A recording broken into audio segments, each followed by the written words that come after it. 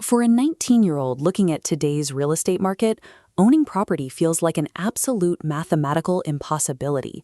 Yet, one teenager bypassed that market completely, building a functional, modern 300-square-foot home for exactly $45,000.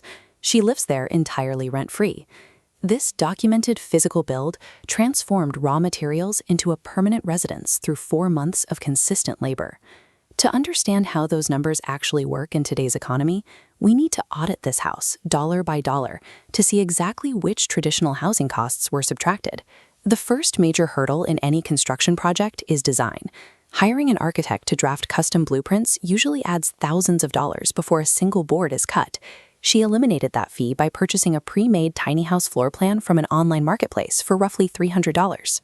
This blueprint fits a kitchen, living space, and loft into 300 square feet.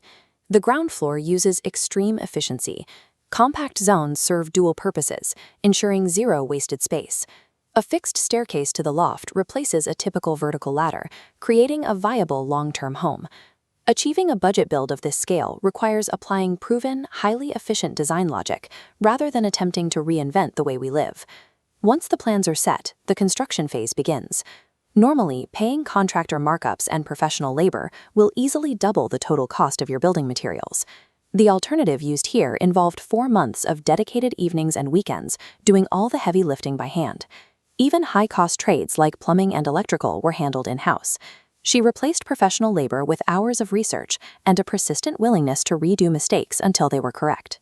This chart breaks down the raw materials: $12,000 for framing, $8,000 for plumbing and electrical, and $5,000 for insulation and drywall.